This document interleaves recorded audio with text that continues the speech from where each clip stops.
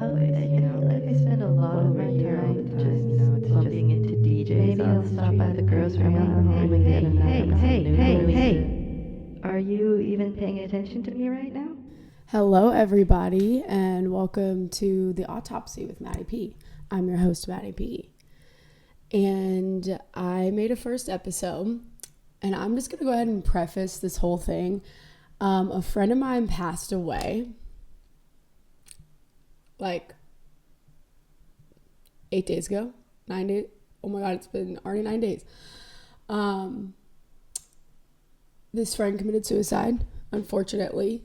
And I have a lot to say about it, and I do want to talk about it because I want to continue with this podcast, but I feel so lost returning home, and I have so many feelings that go along with this while also choosing to remain sober. But we're gonna start it light today. I have a few things I want to talk about just because I need to warm myself up, okay?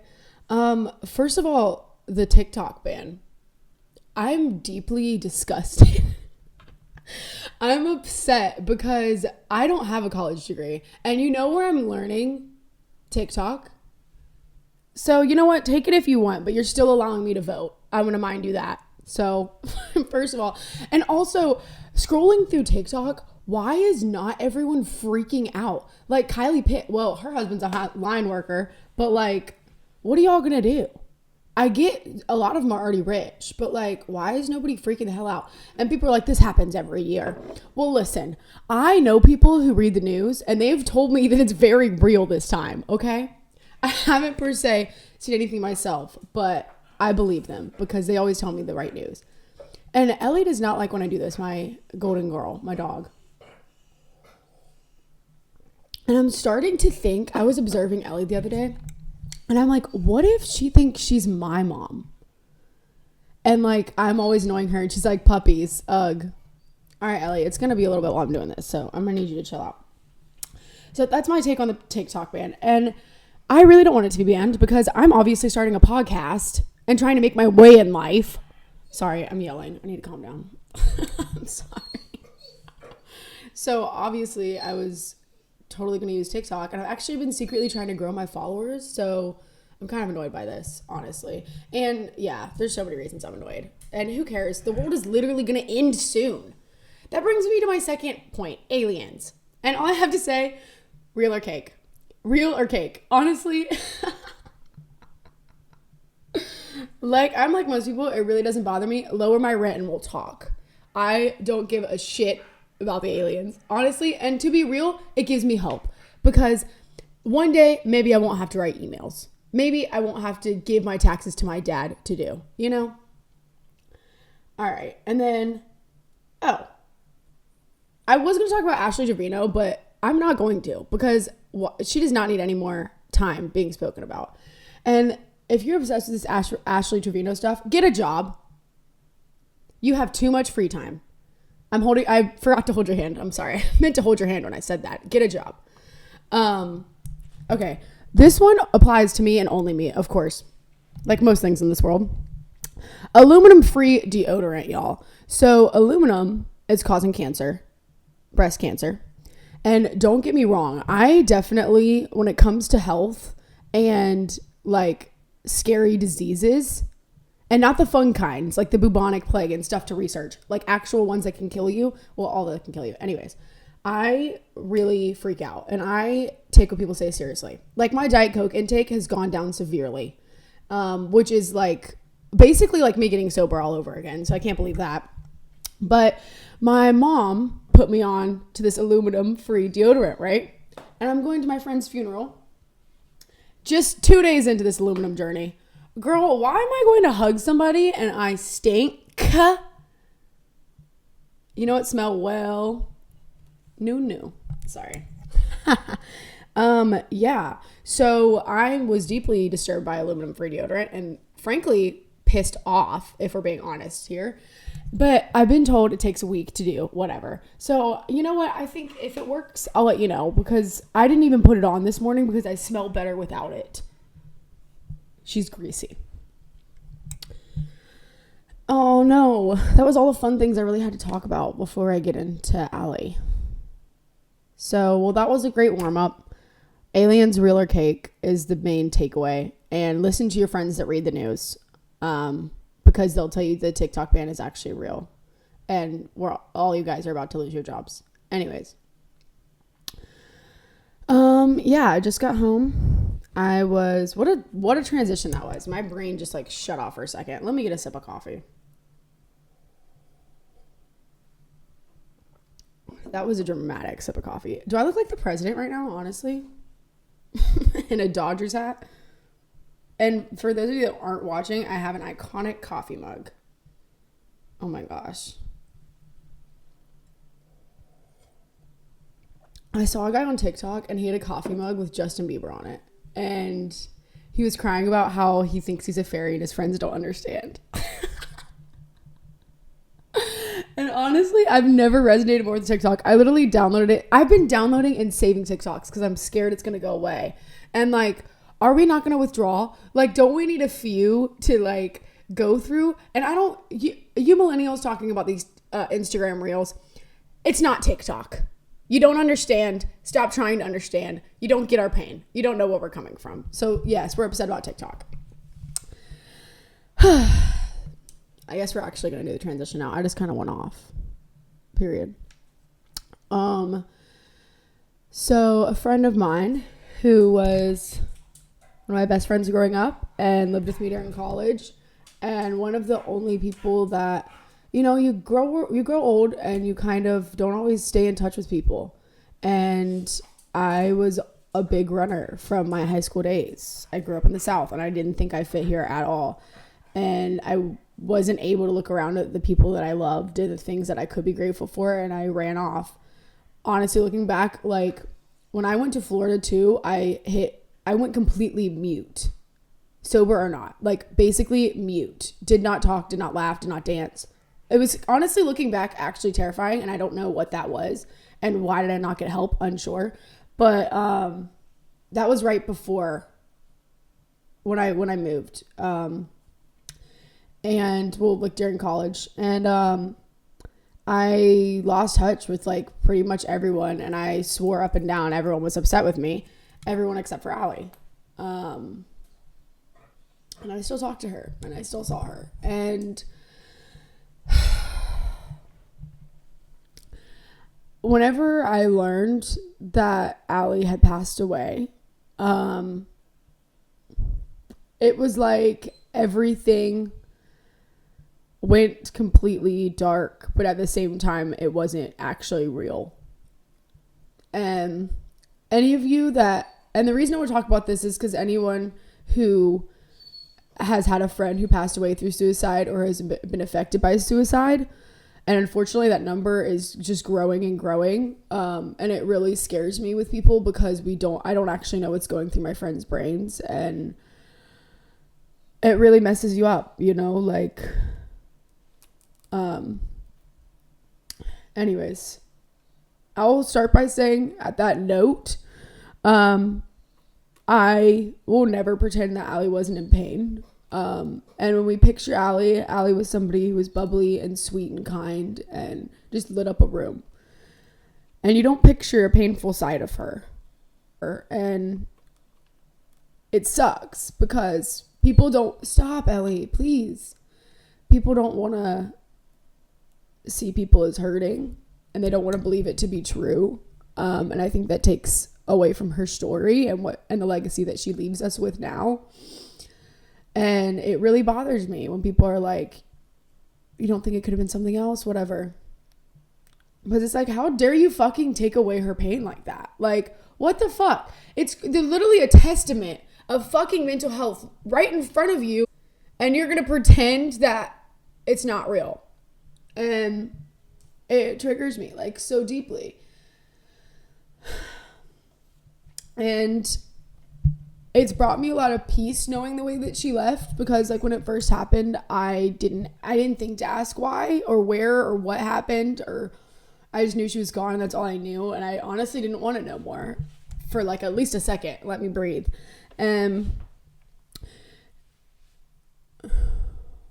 you know, I was blessed enough to get out of my situation with my using and my drinking and my mental health status and the thoughts that I've had for almost my whole life that are similar. And she did too. Your friend that committed suicide did too. It just looks a little bit different.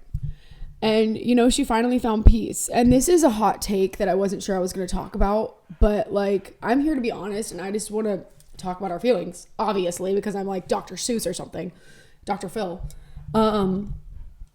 But sometimes I think maybe that people who choose to leave this earth, who knows? Maybe that was, like, the right answer for their soul. And maybe that was their journey and what was meant to happen to them. And it's so upsetting to look at it that way, and it's so devastating to know that that's what the world came to with her, specifically considering the beauty I know she sees in everything. And that's how I know it was so bad, because she always saw the brighter side and the beauty no matter what situation. Always she was the one. Like, ask anyone that knew her. Always.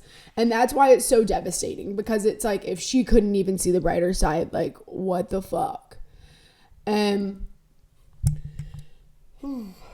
it makes you think, like, it makes you wonder, and who are we to want to take that away from her? Like, part of me in some weird fucked up way is almost proud of her. Like, in a horrible way, she chose herself that day. And, like, you know, like, it sucks. And this is another reason I want to talk about it, because I don't understand why I got to get out of that mental place that she was in at the end. And I don't get why I healed. And I don't think I deserve it sometimes, you know. And looking around at all the devastation and all the wreckage that was left behind. And I actually had several people tell me that they thought it would be me from high school. Can y'all believe that? I had 3 people that I recall saying that to me, which is kind of like a crazy thing to say to somebody when they're losing someone, because obviously I was already thinking that. Like, but it's the truth, honestly, and I don't blame them for saying it, and it leaves me like a lot of hurt and pain, but it also leaves me with, I know she wants me sober, and I know she was always cheering me on. And looking back at some of our last texts, we were talking about the podcast, and this was when it was just an idea for me before I had filmed the first episode or gone through all this shit with getting the podcast together. And we used to, in high school, sit and like smoke in the car, and we would make like little YouTube videos, and we called it Allie and Maddee Radio. And we clicked so well. We were so funny together. Like, we had the best chemistry. Like, out of anyone I met, Allie and I, besides like my sister, have the best chemistry. And like my friend Aubrey and I have great chemistry, but seriously great chemistry. And I was really excited to start like this podcast with her and have her on soon. And, you know, that's not happening for us. But I know for a fact that she would want me to be sitting here doing it today. And I think that kept me sober through everything. And I had to, like, make a choice, ultimately, of how I saw Allie's death and how I viewed what happened to her. And, like, I could choose to make that pain beautiful somehow. And I don't know if it's the way my brain operates or because of how much like despair that I've gone through, but I swear, like, and I know it's so cheesy, but like the most painful, the most ugly, horrific things are the most beautiful sometimes. And like sometimes we have to make that out of it. And maybe that's just the hope core in me, because I got hope core for real. Maybe it's the hope core, but I knew when Allie and I lived together, I was making these videos. I would write. I was so artistic and creative. I was just a druggie who didn't want to go to college. And I was so creative constantly. That's all I cared about. That's all I did. And Allie loved that. She absolutely loved it and adored it. And it was so fun to talk about with her and show her. And I know for a fact, like, the second that she passed, I immediately was like, what do I make? Like, what can I make? And so I started making these paintings. I posted them on TikTok and my story. I'll put a picture up. But that was the first thing. And, like, I have so many ideas and so many things. And, like, it's up to us to make the beauty out of this. And when it comes to suicide, I fear that, like, we can't let their deaths be for nothing. Honestly, I'm going to say it again. We cannot let these people's suicide be for nothing. We have to learn, we have to grow, and we have to choose to make that beautiful. And we have to do it for them. And as I'm talking to Allie through this process and trying to, you know, we had something happen towards us as well in our relationship at the end. And I wanted to talk to her. And I realized, I was like, well, how omniscient is death? You know, like, it's not like she becomes God necessarily. So can she hear my thoughts? And then it got me thinking more, what if they can't hear or see us? And what we're sent of them and the synchronicities and everything the universe or your God or whatever sends you is a message from them saying we have them and they're safe. And I'm at peace with knowing that too, you know? It does kind of hurt to think about because it's like, I talk out loud to her because I want her to be able to hear me, but there's just a veil in between life and death. It's just a veil. It's just a little sheet, a transparent sheet through life and death. And she's only like an arm's length away. Yeah. Coffee break. And this brings me, those are just some feelings and thoughts I wanted to get out.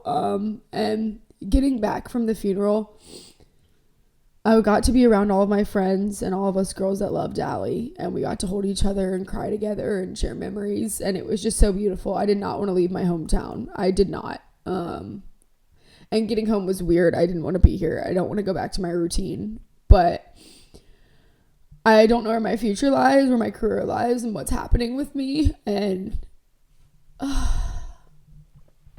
Allie showed me that I'm like not living my life. Not the alleyway, we call it, the alleyway. And I have to jump right back in. I have to jump back into life. It doesn't pause for us, you know, which is unfortunate. We got bills to pay, baby girl. But not only that, but life is so precious and so short sometimes, unfortunately.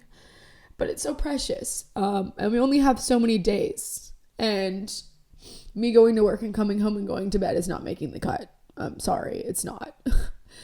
And that's beautiful, and I wish that was enough for me. I really do. But, like, it's just not. And I know deep down it's not. And that's why I haven't gone to school again, because I know deep down it's also not. And I don't know where I end up, but I know if I work and I keep pushing, it'll be beautiful. But anyways. Oh, and Allie makes me think of all these things, which is such a beautiful thing about her. It's like, she always pushed me towards my dreams, and all of her friends. And like, I can feel her doing it now. She's like urging me, like, Maddie, it's right on the other side. Like, keep pushing, like, and the way you want, the life you want, you can build it. And I can hear her, like, and it's so beautiful that she gives me that, you know, coming home. And it's like, when I look around and I'm like, fuck, I'm home and I'm so lost and I'm so sad. And like, no one here knows her, and we've moved on, and I'm still suffering. Like, the funeral is over and I'm at home hurting, you know? I can't cry through this whole podcast or y'all are not going to understand a word I'm saying. But it's beautiful. When I look around in that moment, I think, okay, well, I can change that. I'm realizing now I have the power to change these things. I do have the power to truly create my reality. And before Allie passed, the concept of creating my own reality and that being a realistic thing was debilitating. It was not comforting. It was like isolating me and freezing me in literal time. And I don't know why mentally things like that happen, but I do know the power that comes out of pushing past that. And it was crazy because I couldn't figure it out. I could not figure out how to build my life for real. And I was asking the universe, I was asking my higher power, you know, I was asking myself, I was being conscious and really asking, Ellie, I'm so sorry, but be quiet. How do I change my reality? For real. How do I do that? And it's almost like everything started over when she passed. Like, it's almost like I'm like reborn in certain ways, which is such a weird thing to say, but it's like I have a clean slate for real. And it gives me like this new ability to create my reality, which is like a huge blessing and something that I've been hoping and dreaming for. Not to say it will be easy, but I think that it makes more sense to me now. And then also what I want out of this life now is making more sense to me. And sometimes it takes an event like this, and it takes a loved one just being strong enough on the other side to guide us. And we learn really extreme lessons during these times. And, you know, that sways us in one direction or another. And unfortunately, we have to be strong and we have to choose. And I'm not saying always, we have our days, but we have to choose what we make of that, you know? And that kind of brings me to, let me see how much time I'm on. Oh, I'm good on timing. Another sip of coffee. I'm sorry, I'm taking a lot of breaks and being annoying. I'm just trying to get through this without freaking out.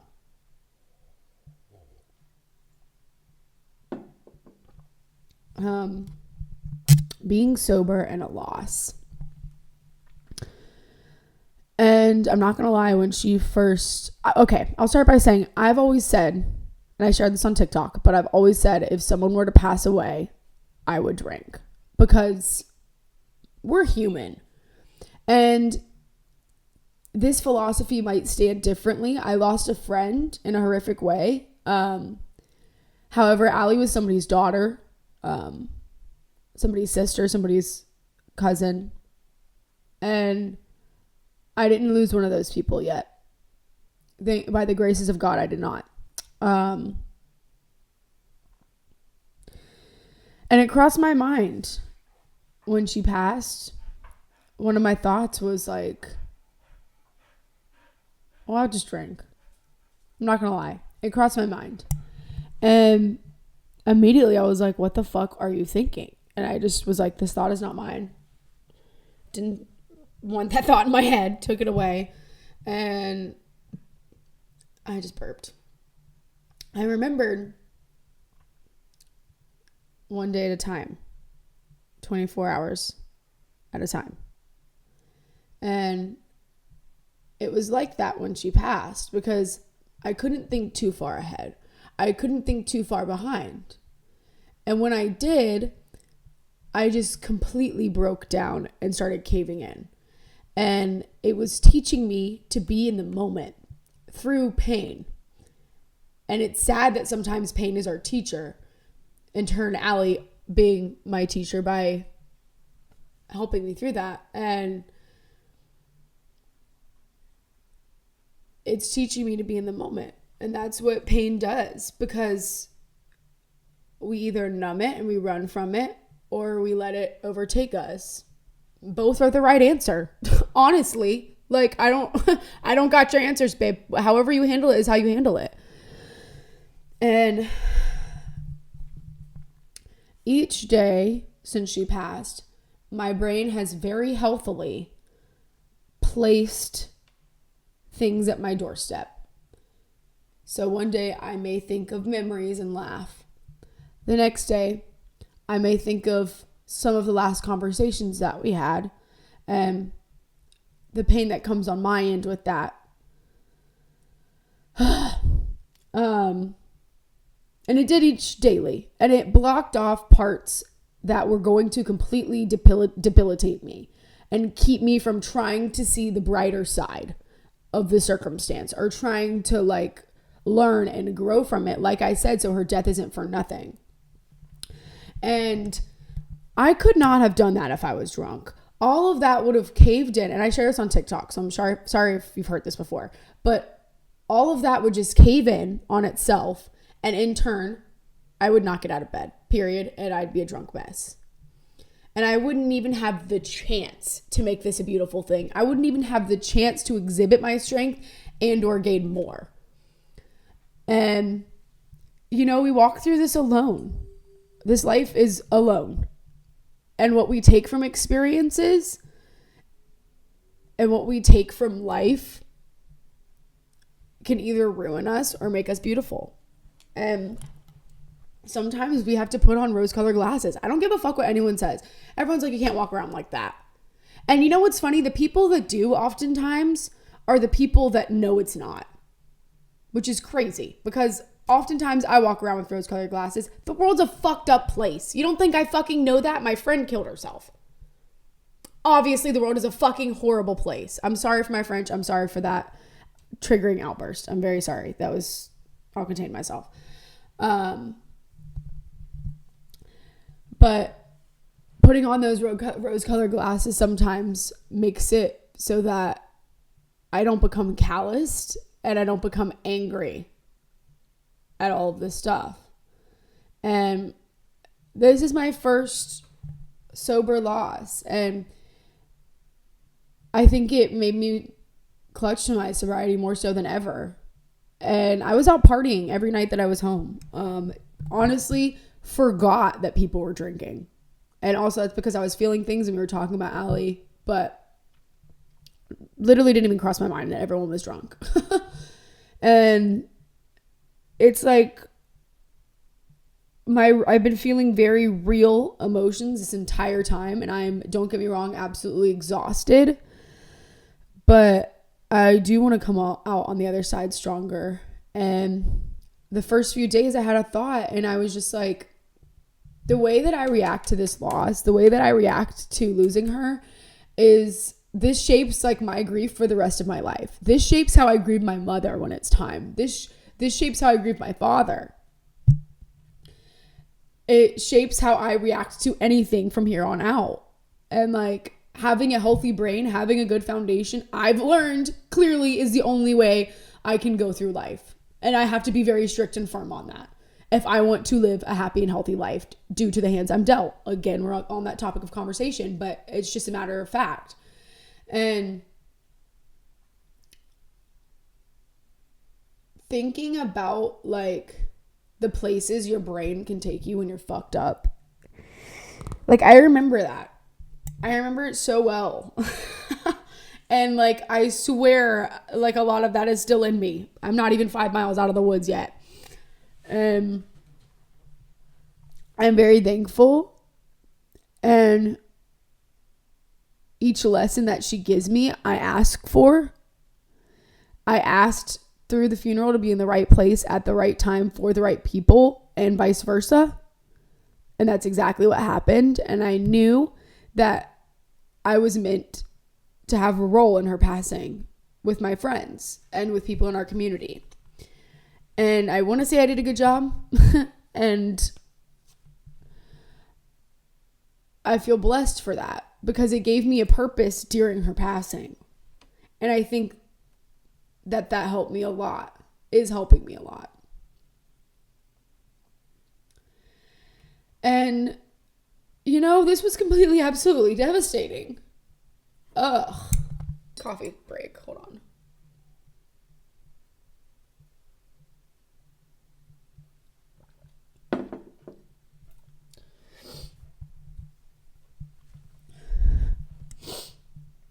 It was heartbreaking. Absolutely heartbreaking.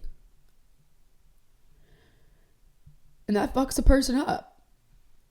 And I think that's why I have this clean slate mentality now. And I've been so strong. And I've used my tools. And I knew instantly that this was when all of my practice comes into play. And I can choose to be there for myself. And I was. And I am currently, because I know that this guilt, also the guilt, the survivor's guilt I feel. And so much that I'm not going to talk about, obviously, to the public, because it's my emotions regarding something very serious. And like, every day I have to keep trying, though. And each day might just bring the thing that saves me and the thing that boosts me forward. And I don't know what life brings. And that used to be really scary to me. And it still is, but that's a beautiful thing. And we really don't know what happens next. And I'm not sure that we all have plans, you know? And now when I got back, I was getting to a point. Sorry, I'm taking weird pauses and saying weird things at weird times. Just bear with me. But another thing that I was having confliction with before her passing, before the entire world literally stopped, was my like recovery. It wasn't my recovery at all. Like, I've been firm in my sobriety. It wasn't about drinking or anything. And it wasn't about the emotional side, because I work really hard, obviously, why I'm sitting here, on the emotional sobriety side and on being a good person, yada, yada. But it was like, I'm spending 5 days a week still for an hour in the middle of my day, missing plans. My whole life is recovery. And I absolutely love that. And I think that 90 and 90, that's the only ways. We'll talk about that in the beginning. You better be like that. You better be missing things if you want to survive. But something was just kind of off. And like, I was doing my step work. I was doing it, I feel, to the 100%. But like, I don't know. It was just something I wasn't able to, like, I wasn't properly meshing my life and AA life. Not in terms of how I acted. Like, I think I did a good job of carrying my message and improving in ways that I ought to outside of the rooms, and like conducting myself more appropriately in things. But it just felt like I couldn't live my life and do AA. And I don't know why. Again, our mental is a weird place. But now that I'm back, I'm understanding that the recovery plan and the way I was doing things was not mine. I was just following what I had done for 90 days. And after the 90 days too, honestly, I was like, what do I do now? Like, obviously I stay sober, but like, what do I do? I got bronchitis after that and got into a really bad mental place for like a week, 2 weeks probably. Not really bad. I didn't realize I was doing really bad. Looking back, I was pretty emotionally distraught. I'm not sure why that was, but I was not doing mentally well. Allie showed me that I need to change this plan. So moving forward, I've talked to my sponsor and stuff. Moving forward this next week, obviously I'm putting off step work. I need to deal with this survivor guilt. That's not the word. I just need to deal with my emotions. I need to deal with where I'm at. I don't need to do step work right now. And I know that. And at first I'm like, okay, we keep going.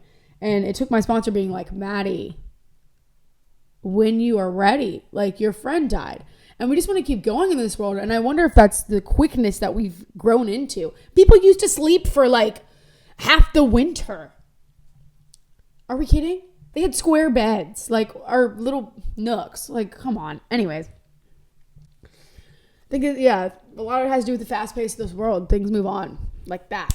It's over before you know it. So I don't know why celebrities get all twisted when the drama's dropped. It's like, Queen, Ash Trevino's coming out in a week. Well, you'll be just fine. We'll forget about you. But yeah, so recovery moving forward. I'm not like listening to my mind and my body as much as I think I am. And living in the moment, I think, more has taught me that it is day by day. It's moment by moment. My body and my mind don't need the same thing every day. In terms of like, obviously, yes, in some terms, but it can look different every day. And like, my recovery is about me and the things I learn. And, you know, when you lose somebody, you kind of become a new you. And I feel like I'm on like the crest of that. And again, maybe it's the hope core. In reality, I'm crumbling. You know what I mean? But it's kind of like, it feels powerful. It feels like I'm on the brink of destiny in some type of way. And like, I'm kind of referring to that emotionally in terms of where I stand, like mentally, and how I view the world. And like, I feel like I'm hitting woke final boss right now, honestly. Like, I feel like this pain is giving me woke mental boss. I was so present during the moments of my friend after she passed. And like, it reminded me of what it was like to be young and how it really was just each moment. And obviously we can't live as recklessly. We come with boundaries now that I am, you know, referring to those.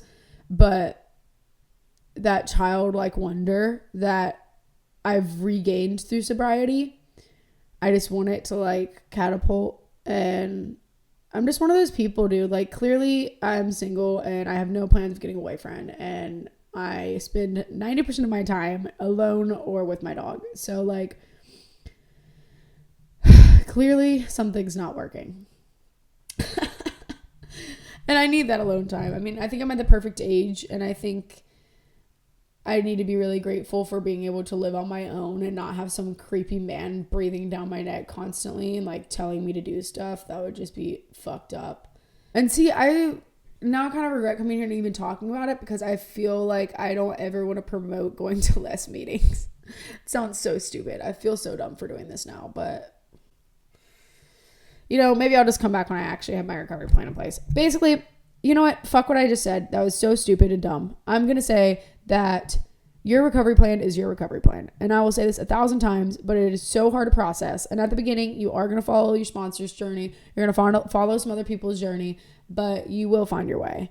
And honestly, I wouldn't be surprised if it takes me like a year to really find exactly my journey, if we're being so honest right now.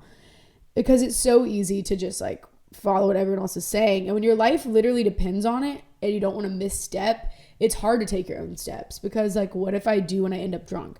Now I have peace with knowing no matter what. And I think also in a lot of ways, her passing and the way I'm handling this and the way I'm viewing it, unfortunately, is setting me up, like I said, for hopefully not another passing, you know? And so be it if this is what my training takes, honestly. Messed up, but like, anyways. But you got to follow your own path, and we learn and we change and we grow. And I just don't know what my path looks like right now. And I'm just trying to see the brighter side of that right there, that fact right there. So I'm going to change up my recovery this week, change how I do things. I'm going to focus on the podcast and on helping other girls. And last final point. I'm sorry, we're at like 40 minutes. Last and final point. I'm all over the place with this, so, you know, but whatever. In AA, one day at a time. I got distracted by going on a different tangent. One day at a time. And it reminded me, and I told my sister this, if you have a thought on drinking and you're triggered that day, you have to make it to just the end of the day. Just the end of the day. The following day will recess. If you're still feeling that way, we'll go from there. We'll figure out what to do from there. Never on impulse is what I've learned, period. That's why I'm in the No Matter What Club. Never on impulse. I have to stop and give it a day, period. Like I said, by the time you rest, by the time everything's said and done, you know you don't want to drink. And that went for Allie's passing too. I saw it as like, if I'm going to drink over this, it cannot be, or drink at all, it cannot be about Allie, and it cannot be through this. I don't get a say in that. I have to heal properly through this, and I have to keep not drinking until the end. That's just not how the rules work. And I don't know if that would help anyone else in their sobriety. And you know, my sponsor told me too, some people, they need all of AA to prop them up, or, you know, whatever they might need. And some people take what they've learned and they go from there, which is what I did. I didn't go. I went to my first meeting yesterday, and like, since she passed, I was also out of town, but I needed that space, you know, like I'm not going to go sit in a room to blubber, like, and it just didn't make sense for me. But some people, that's what works for them. So yeah, I just wanted to say that it's 24 hours at a time, 1 second at a time when it comes to that type of pain, the pain I'm in now. Slowly, I'm getting to like 3 hours at a time, you know, and then we assess the situation from there. But I think it's really about being delicate with yourself, especially when someone passes in such a horrific way. And I'm trying to be as soft with myself as I would like to be with her if she were here right now. So death is really hard. Guilt and grief is really hard. And a lot of me is numb, and I'm trying to unnumb certain spots, but your brain is so good at compartmentalizing your pain and where your attention goes. And it makes us feel guilty that we're like forgetting about her while we work, or while we go to the grocery store, or what it might be if we forget about it for a few hours. we feel so guilty about it. And I think that's okay. I don't know. I think that's okay because I feel like the second that I don't think about it is the second that she's really gone. And that's just where I stand right now. I mean, I think I should go to counseling for some of this, and I probably will. I'm trying to do my own work on it, but I don't know. I just wanted to give a few tidbits of information, like hope, and remind people that like you can always be stronger, and that we have no idea, absolutely no idea the strength we hold until we actually give ourselves a chance to try. And that's another thing I've discovered through this. But you know, we have to want to learn. Every single thing has to be a lesson, and it can be if we want it to be. And it's hard to see that, and we just want to roll over. But I know when I'm 40, I'm going to be fucking the Great Wall of China. Ain't shit getting past me, girl. This mental going to be on 3,000. I'm going to be Mother Teresa. Y'all are not going to know what to do with me. Anyways, to anyone that's listening and you went through this journey with me, I love you, and I'm very thankful for you, and Allie loves you, and I'm always here no matter what. And anyone who has gone through passing at all, especially sober, I'm so sorry. And I'm very, very proud of all of you, and I'm very proud of myself as well for handling this the way I am. I don't know where the hell it came out of, but it's definitely from recovery, and you know, none of that's my own doing. So I have a lot to be grateful for. A lot more to be grateful for, and I've gained a lot more from this than I've lost, because I don't think we lost Allie in a lot of ways, you know. I don't know how to put that into words, and I won't try, but I've gained a lot out of this, and it's been emotionally really tough, but I've been a warrior, and I've been really strong, and I know that all of you have been too. So I'm proud of you, and look at the lessons you've learned and take those count them as blessings times 3. Because those are the greatest gifts that we'll ever receive. And that's how we remember Allie too. And all these lessons, when we look back at these crazy lessons that we learned through this time, we think Allie helped teach me that. That was the foundation of who I am now. And she gets to live with us in very permanent and fundamental ways if we act accordingly to our situations. So that's all I have today. That was a wild journey. I'm sorry for the craziness. But I'm just not mentally to a place where I can get back normal to podcasting and keep making these videos, but I will be soon. So, you know, they say grief is just love with nowhere to go, which I know is so cheesy, but it's so cute to me. So it's did Winnie the Pooh say that? No, he said, anyways, fuck Winnie the Pooh. Real or cake? Winnie the Pooh, real or cake? Real or honey? All right. Well, that's all I have this week. I love you guys. Thank you so much for listening. Stay sober. See you soon, queens. Bye.